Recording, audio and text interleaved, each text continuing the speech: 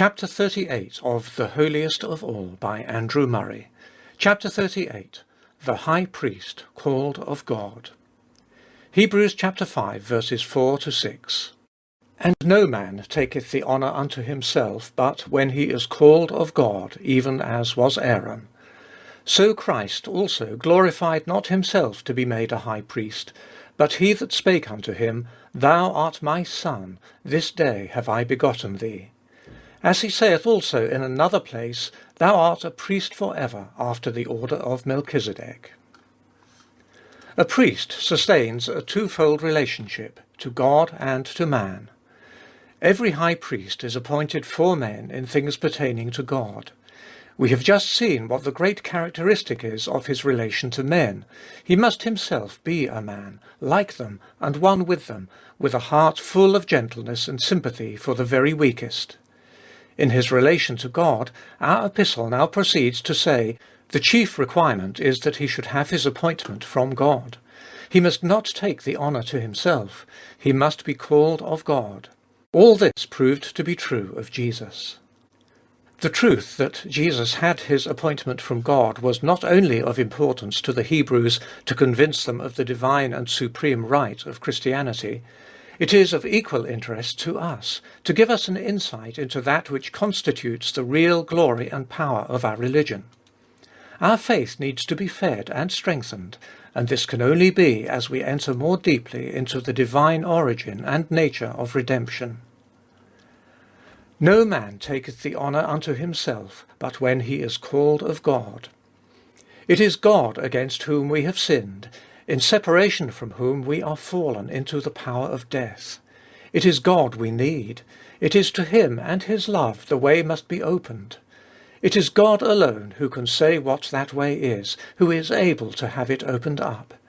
And this now is what gives the gospel and our faith in Christ its security and sufficiency, that it is all of God. Christ has been called of God to be high priest. The very God who created us, against whom we sinned, gives his Son as our Redeemer. So Christ also glorified not himself to be made a high priest, but he that spake unto him, Thou art my Son, this day I have begotten thee. As he saith also in another place, Thou art a priest for ever, after the order of Melchisedec. Here it is not merely the fact that Christ was called of God to be high priest, but the ground upon which he was chosen that we must specially notice. The two passages quoted teach us that it was as Son of God that he was appointed high priest. This opens up to us the true nature and character of the priesthood. It shows us that the priesthood is rooted in the sonship. The work of the priesthood is to reveal and communicate the blessed life of sonship. As Son, Christ alone was heir of all that God had. All the life of the Father was in him. God could have no union or fellowship with any creature but through his beloved Son, or as far as the life and spirit and image of the Son was seen in it. Therefore no one could be our high priest but the Son of God.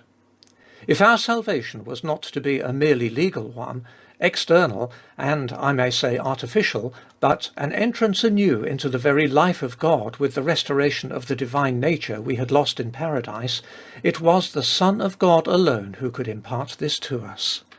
He had the life of God to give. He was able to give it. He could only give it by taking us into living fellowship with himself. The priesthood of Christ is the God-devised channel through which the ever-blessed Son could make us partakers of himself, and with himself of all the life and glory he hath from and in the Father. And this now is our confidence and safety, that it was the Father who appointed the Son high priest. It is the love of God against whom we had sinned that gave the Son. It is the will and the power of this God that ordained and worked out the great salvation. It is in God himself our salvation has its origin, its life, its power.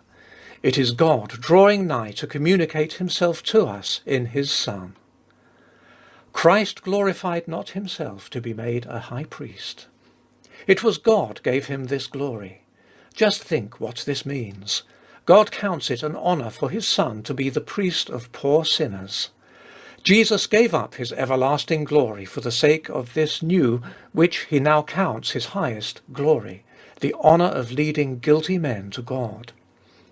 Every cry of a penitent for mercy, every prayer of a ransomed soul for more grace and nearer access to God, he counts these his highest honour, the proofs of a glory he has received from his Father above the glory of sonship, or rather the opening up of the fullness of glory which his sonship contained.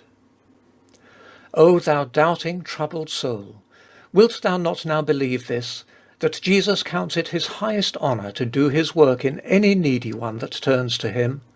The Son of God, in his glory, counts his priesthood his highest glory, as the power of making us partake as brethren with him in the life and love of the Father. Do let Jesus now become thy confidence. Be assured that nothing delights Jesus more than to do his work. Do thou what God hath done. Glorify him as thy high priest, and as thou learnest to turn from thyself and all human help, to trust the Son of God, he will prove to thee what a great high priest he is. He will, as Son, lead thee into the life and love of the Father. Could God have bestowed a more wondrous grace upon us than this, to give his own Son as our high priest? Could he have given us a surer ground of faith and hope than this, that the Son is priest?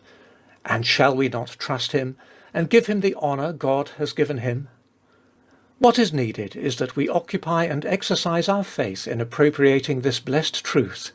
Jesus is the eternal Son, appointed by the Father as our priest to introduce us into his presence and to keep us there. He was himself so compassed with weaknesses and tried with temptations that no ignorance or weakness on our part can weary him or prevent him doing his blessed work, if we will only trust him.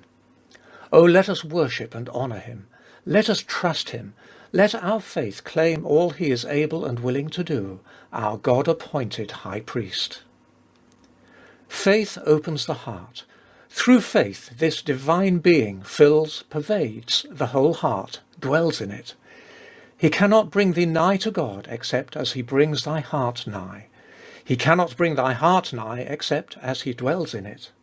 He cannot dwell in it except as thou believest. O consider Jesus until thy whole heart is faith in him and what he is in thee.